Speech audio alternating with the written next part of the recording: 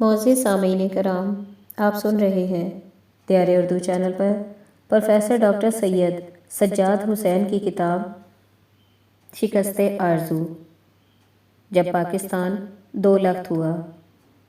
8واں باب، حالات کی خرابی نے سب کو اللہ سے قریب کر دیا۔ نیو 20 بلاک میں ہمارے ساتھ ایک دوسری ابھرتی ہوئی شخصیت اختر الدین احمد تھے۔ وہ پیشے کے اعتبار سے بیرسٹر تھے اور ان کی شادی نواب سلیم اللہ کی پوتی خواجہ نصر اللہ کی بیٹی سے ہوئی تھی۔ وہ عمر کی چوتھائی دہائی میں تھے اور ان کا آبائی علاقہ ضلع بارسال تھا۔ ماضی میں مذہب بیزار شخصیت کے مالک اختر الدین احمد جیل میں خاصے مذہبی ہو گئے تھے۔ حیرت اس بات پر تھی کہ اب جب کہ وہ مذہب کو اپنانے پر آئے تو ایسے متشدد ہوئے کہ ضعیف الاعتقادی کی ہر منزل سے گزر گئے، یہاں تک کہ مذہبی امور کے سمجھنے میں عقل کے استعمال کو یکسر حرام قرار دینے لگے۔ اختر الدین احمد عربی سے تو خیر نابلد تھے ہی، اور انہوں نے قرآن کا کوئی ترجمہ وغیرہ بھی نہیں پڑھا تھا، مگر اس کے باوجود انہیں ہر اس چیز سے غیر معمولی عقیدت تھی جس کا اسلام سے ذرا سا بھی تعلق ہو۔ اس معاملے میں وہ اقلیت پسندی کے یکسر مخالف تھے۔ ان کے خیال میں کسی بھی مذہبی عقیدے یا اس کے عملی اظہار پر ایسی تنقید درست نہیں تھی جس کے کسی دینی اصول پر زد پڑتی ہو۔ ایک دن اختر الدین احمد کے ساتھ تہذیب کے موضوع پر بحث چھڑ گئی۔ اس وقت مجھے اندازہ ہوا کہ مذہب کے معاملے میں عقل سے دستبرداری انسان کو کہاں تک لے جاتی ہے۔ ان کا زور اس بات پر تھا کہ کسی بھی معاشرے کو غیر مہذب قرار دینے کا ہمارے پاس کوئی جواز نہیں۔ دلیل انہوں نے یہ دی کہ ہر معاشرے میں نیکی کا کچھ نہ کچھ جذبہ موجود ہوتا ہے۔ لوگ محبت بھی کرتے ہیں اور خدا کی عبادت بھی کسی نہ کسی طور کر ہی لیتے ہیں۔ میں نے انہیں بتایا کہ کسی بھی معاشرے کو مہذب اس وقت قرار دیا جا سکتا ہے جب وہ چند لازمی مہارتیں حاصل کرنے میں کامیاب ہو چکا ہو، ایک مخصوص تکنیکی سانچے میں ڈھلا ہوا ذہن رکھتا ہو اور زندگی بسر کرنے کے چند پختہ طریقوں پر عمل پیرا ہو۔ اختر الدین احمد کا استدلال یہ تھا کہ مہذب اور غیر مہذب کی تفریق ہماری پیدا کردہ ہے، اللہ کی نظر میں سب برابر ہیں۔ مجھے محسوس ہوا کہ انہیں قائل کرنا جوئے شیر لانے کے مترادف ہے۔ بحث کے دوران اندازہ ہوا کہ میرا واسطہ ایسے شخص سے پڑ گیا ہے جس نے طے کر لیا ہے کہ اسکول اور کالج کی تعلیم کو اپنی سوچ اور کسی بھی فیصلے پر اثر انداز نہیں ہونے دے گا۔ میں نے یہ نقطہ نظر پیش کیا کہ جن معاشروں پر بھرپور ترقی کے باوجود اب تک خدا کے وجود اور برتری کو تسلیم نہیں کیا گیا، کم از کم انہیں تو غیر مہذب قرار دیا جا سکتا ہے۔ اس نقطے پر اختر الدین احمد کسی حد تک متفق ہوتے ہوئے نظر آئے۔ اختر الدین احمد کی شخصیت منطق و بے عقلی اور صداقت و خام خیالی کا مغلوبہ تھی۔ وہ دینوی امور میں ٹھیک ٹھاک کامیاب تھے۔ پیشہ ور وکیل کی حیثیت سے وہ خاصے ذہین بلکہ شاطر اور بے باک تھے۔ اس معاملے میں ان کی معاملہ فہمی لاجواب تھی، مگر مذہب کا نام آتے ہی وہ عقل کا دامن ہاتھ سے چھوڑ دیتے تھے۔ یہ بات واضح طور پر محسوس کی جا سکتی تھی کہ 1971 کے حالات نے انہیں ذہنی اور جذباتی سطح پر خاصی شکست اور ریکھ سے دوچار کیا تھا۔ غیر معمولی مشکلات اور جیل کی زندگی نے ان پر شدید منفی اثرات مرتب کیے تھے۔ ایسا لگتا تھا کہ انہی عوامل سے چھٹکارا پانے کے لیے انہوں نے مذہب کے دامن میں پناہ تلاش کی تھی۔ وہ دل کا سکون بھی چاہتے تھے لیکن اپنے مسائل کا حل مذہب ہی میں تلاش کرتے تھے۔ امریکہ اور یورپ میں جو لوگ اشتراکیت کے دائرے سے نکلتے ہیں انہیں کیتھولک عقیدے میں زیادہ سکون ملتا ہے، کیونکہ اس عقیدے میں بالعموم عقل پر جذبات اور عقیدے کی پختگی کو اہمیت دی جاتی ہے۔ اشتراکیت سے مذہب کی طرف آنے والوں میں سے کم ہی پروٹسٹنٹ عقائد کی طرف گئے۔ اشتراکیت کے بنیادی عقائد سے دوری اختیار کرنے میں کیتھولزم زیادہ مدد فراہم کرتا ہے۔ اختر الدین احمد باقاعدگی سے نماز پڑھتے، روزے رکھتے اور تلاوت کرتے تھے۔ مذہبی لٹریچر کا مطالعہ بھی وہ اچھا خاصا کرتے تھے۔ حیرت انگیز بات یہ تھی کہ ان کی عمومی زندگی پر ان سب باتوں کا کچھ خاص اثر مرتب ہوتا دکھائی نہ دیتا تھا۔ مذہبی امور سے اس قدر عقیدت یہ بھی ثابت نہ کر سکی کہ وہ صداقت، رحم دلی، خیرات اور حسن عمل کو دیگر امور سے بڑھ کر سمجھتے تھے۔ روحانی اور دینوی امور کا یہ تضاد گو کہ زیادہ حیرت انگیز نہیں تھا، کیونکہ ہمارے اکثر سیاسی قائدین میں یہ کمال درجے کو پہنچا ہوا ملتا ہے۔ لیکن میرا خیال یہ تھا کہ اختر الدین احمد چونکہ غیر معمولی پیشہ ورانہ تربیت کے حامل اور ذہین و بے باک وکیل تھے، اس لیے ان کا مستقبل تابناک ہوگا۔ ڈھاکہ جیل میں مجھے مولانا مخلص الرحمان سے بھی نیاز حاصل کرنے کا موقع ملا، جو قدامت پرستی اور مذہبی سادگی کا حسین مرقع تھے۔ ڈھاکے کے نزدیک تیج گاؤں کے علاقے میں ان کا قائم کیا ہوا ایک یتیم خانہ بھی تھا، جس پر دسمبر 1971 میں بھارتی بمباری سے کم و بیش 1300 افراد لقمہ اجل بنے تھے۔ ان میں اکثریت بچوں کی تھی۔ مخلص الرحمان 75 سال سے زیادہ کے تھے، مگر ان کی شخصیت ایسی نہیں تھی کہ آسانی سے نظر انداز کر دی جاتی۔ انہوں نے بتایا کہ وہ 7ویں مرتبہ جیل آئے ہیں یا لائے گئے ہیں۔ مولانا مخلص الرحمان نے سیاسی کریئر کی ابتدا 1920 کے عشرے میں کانگریس سے کی تھی۔ اس کے بعد وہ ملکی آزادی کے لیے سرگرم ایک ایسے گروپ سے وابستہ ہو گئے تھے جس نے دہشت گردی کو اپنا رکھا تھا۔ ماضی میں اس گروپ سے وابستگی پر مخلص الرحمان کو خاصی شرمندگی تھی، تاہم وہ اس حوالے سے کسی بھی سوال کا جواب دینے کو تیار نہیں تھے۔ 1930 کے عشرے میں وہ خلافت تحریک سے وابستہ ہو گئے تھے، جس پر انہیں پہلی بار جیل بھیجا گیا تھا۔ کے فضل الحق نے جب کسانوں کے حقوق کے لیے تحریک چلائی تو مخلص الرحمان اس کا بھی حصہ بن گئے تھے۔ لوگوں نے انہیں 1946 میں مسلم لیگ کے پلیٹ فارم سے پاکستان کے قیام کی جدوجہد میں کردار ادا کرتے ہوئے بھی دیکھا تھا۔ قیام پاکستان کے بعد مولانا مخلص الرحمان سیاست اور ٹمبر کا خاندانی کاروبار ختم کر کے خدمت کے جذبے سے دین کی راہ پر نکل پڑے تھے۔ مولانا مخلص الرحمان نے 1960 کے لگ بھگ تیج گاؤں میں ایک یتیم خانہ قائم کیا تھا۔ اس یتیم خانے کے قیام کا بنیادی مقصد بے سہارا بچوں کو پناہ دینا اور ان کی نگہداشت کرنا تھا۔ اس کے ساتھ ساتھ انہیں اسلامی تعلیمات کی روشنی میں بہتر زندگی کے لیے تیار کرنا تھا۔ یہ یتیم خانہ مخیر حضرات کے عطیات پر چلتا تھا۔ 1971 سے قبل اس یتیم خانے میں 700 لڑکے اور لڑکیاں قیام پذیر تھے۔ ان سب کی نظر میں مخلص الرحمان کی حیثیت ایک روحانی پیشوا کی سی تھی۔ مخلص الرحمان کو علم کے حصول کا بہت شوق تھا۔ سب کچھ انہوں نے خود ہی سیکھا تھا۔ انہوں نے اردو اور انگریزی میں بڑی محنت سے خاصی مہارت حاصل کر لی تھی۔ وہ عربی اور فارسی بھی جانتے تھے۔ انہوں نے تمام بڑی تفاسیر کے مطالعے کی کوشش کی تھی۔ ان کی گفتگو سے اندازہ لگایا جا سکتا تھا کہ رسمی تعلیم انسان کو متوازن رکھنے کے لیے کس قدر ضروری ہے۔ مخلص الرحمان نے جو کچھ غیر منظم طور پر پڑھا تھا، اس کے نتیجے میں ان کے خیالات میں عجیب و غریب تضادات پیدا ہو گئے تھے۔ ان میں روشن خیالی بھی تھی اور غیر معمولی ضعیف الاعتقادی بھی۔ ان کے نزدیک زندگی کا ایک بنیادی مقصد دوسروں سے محبت کرنا تھا، اور بلا شک ان میں دوسروں کی محبت اور ان کی خدمت کا جذبہ غیر معمولی حد تک تھا۔ تاہم یہ بھی ایک تلخ حقیقت ہے کہ دینی امور میں وہ ذرا سا بھی اختلاف برداشت کرنے کو تیار نہیں تھے۔ انہیں یہ ماننے کے لیے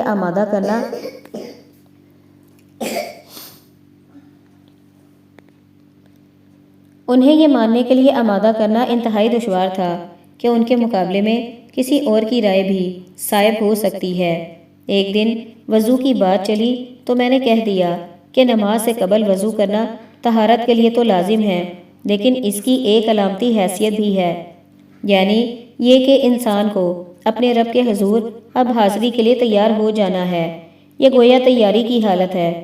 اس پر مخلص الرحمان بپھر گئے۔ ان کا کہنا تھا کہ انہوں نے کبھی بھی وضو کی علامتی اہمیت کے بارے میں نہیں پڑھا۔ وہ اس معاملے میں اس قدر متشدد ہوئے کہ میری رائے کو اسلام کی بنیادی تعلیمات کے منافی قرار دے دیا۔ میں نے طویل بحث کے دوران انہیں یہ سمجھانے کی کوشش کی کہ علامتی اہمیت کیا ہوتی ہے، مگر میں یقین سے نہیں کہہ سکتا کہ وہ میری بات سے پوری طرح مطمئن ہوئے ہوں گے۔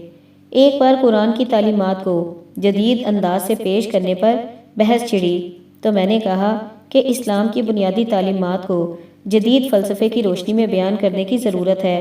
اس پر مخلص الرحمان نے کہا کہ فلسفہ تمام برائیوں کی جڑ ہے اور اسلامی معاشرے میں اسے شجر ممنوعہ کا درجہ دیا جانا چاہیے۔ بعض معاملات میں ان کی تعبیر و تشریح عجیب و غریب ہوا کرتی تھی۔ ایک دن انہوں نے کہا کہ لنگی اور بنیان میں نماز پڑھنا درست نہیں، کیونکہ رسول اللہ صلی اللہ علیہ وآلہ وسلم نے فرمایا ہے کہ نماز کے وقت عمدہ لباس ہونا چاہیے۔ میں نے انہیں بتایا کہ حدیث میں کہیں بھی یہ نہیں لکھا کہ لنگی اور بنیان جیسے لباس میں نماز پڑھنا درست نہیں۔ اہمیت سطر ڈھانپنے اور شائستگی برقرار رکھنے کی ہے۔ اس پر وہ خاموش ہو گئے۔ یہ ہماری پہلی فتح تھی۔ مخلص الرحمان کے نزدیک سوچنا نہ صرف غیر ضروری بلکہ خطرناک بھی تھا۔ انہوں نے مستند علماء کی رائے کو بلا چوں چرا قبول کرنے کا طریقہ اختیار کیا ہوا تھا، کیونکہ انہوں نے اس بات پر کبھی غور نہیں کیا کہ خود علماء سلف نے بھی تو بعض امور پر آپس میں اختلاف کیا تھا، اور یہ اختلاف ظاہر ہے کہ سوچ کی بنیاد پر تھا۔ خود مخلص الرحمان نے بھی بعض علماء کا دامن تھاما ہوا تھا۔ ظاہر ہے کہ یہ فیصلہ خیالات کی بنیاد پر ہی کیا گیا ہوگا۔ مخلص الرحمان میں عدم رواداری شدت کے ساتھ تھی۔ یہ رویہ اگرچہ الفاظ تک ہی محدود رہتا تھا، تاہم بہت سو کے لیے پریشانی کا باعث بھی تھا۔ وہ بولتے وقت بالکل نہیں سوچتے تھے۔ انہیں اس بات کا خیال ہی نہیں رہتا تھا کہ ان کی بات کسی کے لیے کسی حد تک دل آزاری کا باعث بن سکتی ہے۔ ان تمام باتوں کے باوجود مخلص الرحمان میں بلا کی سادگی تھی۔ روزمرہ کے معاملات میں وہ بالکل سیدھے سادے واقعہ ہوئے تھے۔ انہیں بہت سے چھوٹے موٹے کام بھی نہیں آتے تھے۔ مثلاً ملک پاؤڈر سے دودھ تیار کرنا ان کے بس کی بات نہ تھی۔ اسی طرح ڈبوں میں بند خوراک بھی ان کے لیے پریشانی کا باعث ہو جاتی تھی۔ مخلص الرحمان اپنی تمام تر سادگی کے باوجود حیرت انگیز طور پر بہت اچھے منتظم تھے۔ ان کا قائم کیا ہوا یتیم خانہ بے سہارا بچوں کو ہنرمند بھی بناتا تھا اور تدریس کے ساتھ ان کے لیے خانقاہ کا درجہ بھی رکھتا تھا۔ یہ ایک منفرد تجربہ تھا، لیکن بنگلہ دیش کے قیام کے بعد اسلام سے وابستگی کے سبب ان کے یتیم خانے کو مکتی باہنی اور پولیس کی جانب سے حملوں کا نشانہ بنایا گیا اور اسے لوٹ لیا گیا۔ تاہم اس سے مخلص الرحمان کے جوش اور ولولے میں کوئی کمی نہیں آئی۔ 76 سال کی عمر میں بھی وہ برطانیہ جانے اور اپنے مشن کی شاخ کھولنے کا ارادہ رکھتے تھے۔ پاکستان کے بارے میں ان کا نظریہ اور رویہ ملے جلے جذبات کا مرکب تھا۔ وہ ان حالات پر افسردہ تھے جو پاکستان کے ٹوٹنے کا سبب بنے۔ تاہم پاکستانی سپاہیوں کے بارے میں وہ بھی طرح طرح کی کہانیاں سنایا کرتے تھے۔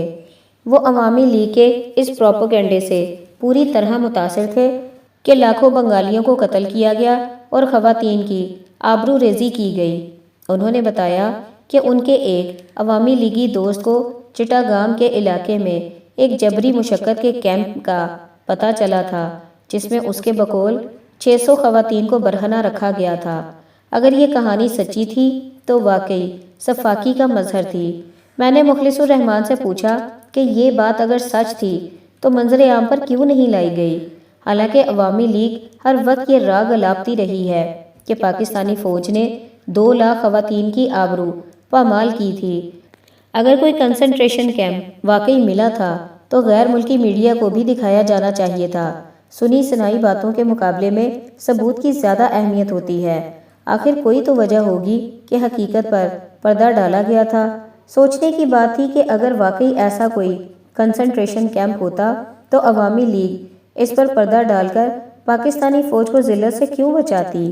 ظاہر ہے کہ مخلص الرحمان جیسے سادہ لوگوں کو پاکستانیوں کی سفاکی کا یقین دلانے کی غرض سے یہ داستان ان کے دوست کے درخیز ذہن کی اختراع تھی۔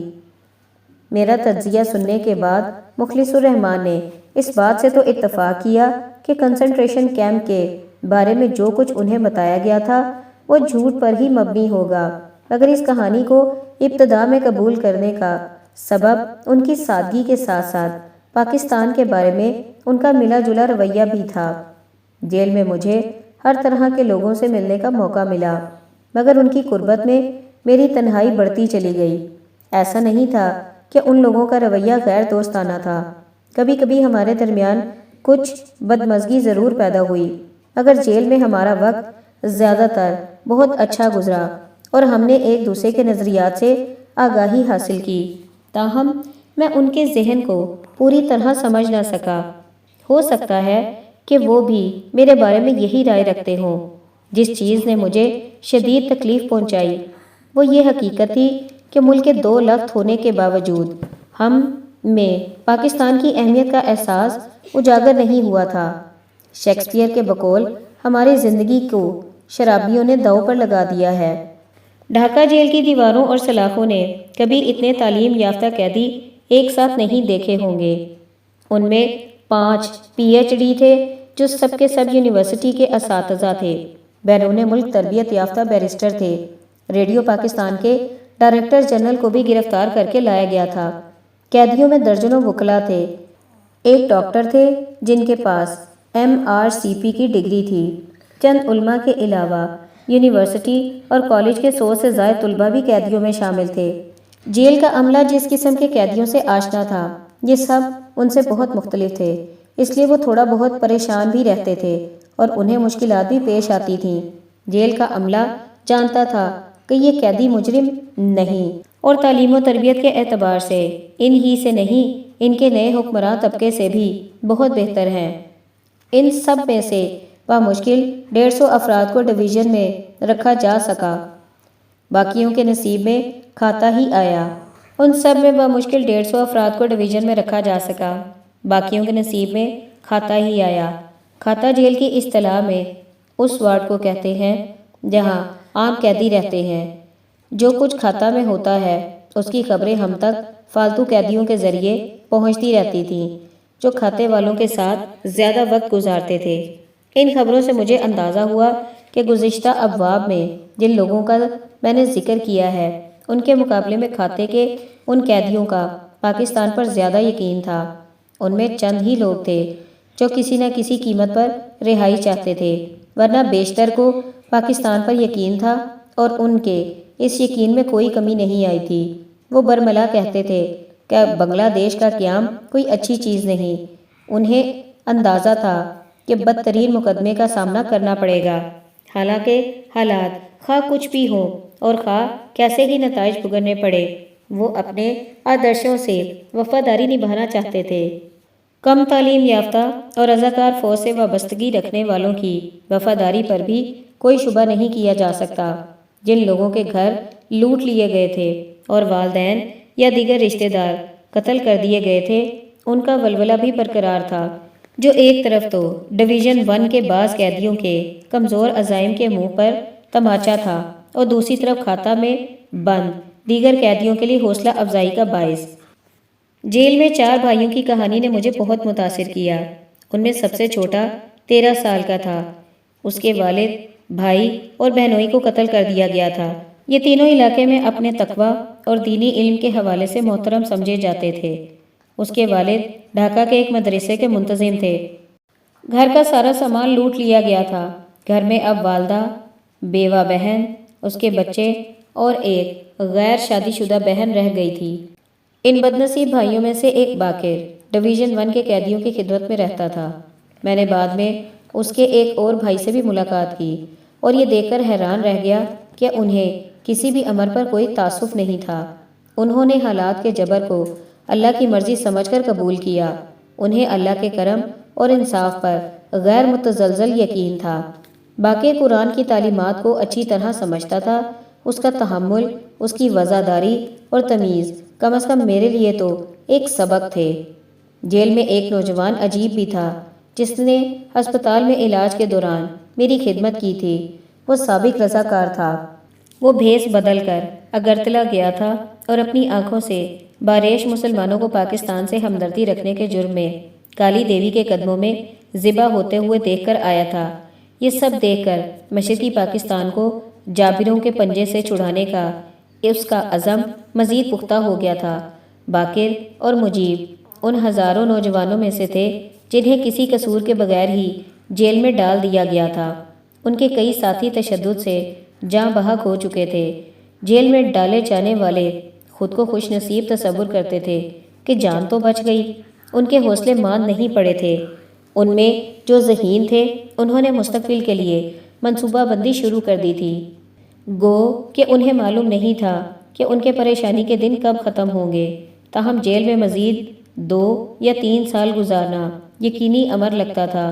انہیں یقین تھا کہ نجات کا دن ضرور آئے گا، اور وہ اپنے آپ کو اس وقت کے لیے تیار کر رہے تھے۔ وہ سب اور ان کے بعض معمر ساتھی اس قدر دل جمعی اور استقامت سے عبادت کرتے تھے کہ جیل ایک بڑی خانقاہ کا منظر پیش کرنے لگتا تھا۔ دن رات عبادت اور تلاوت کا اہتمام ہوتا تھا۔ سب ایک رنگ میں رنگے ہوتے تھے۔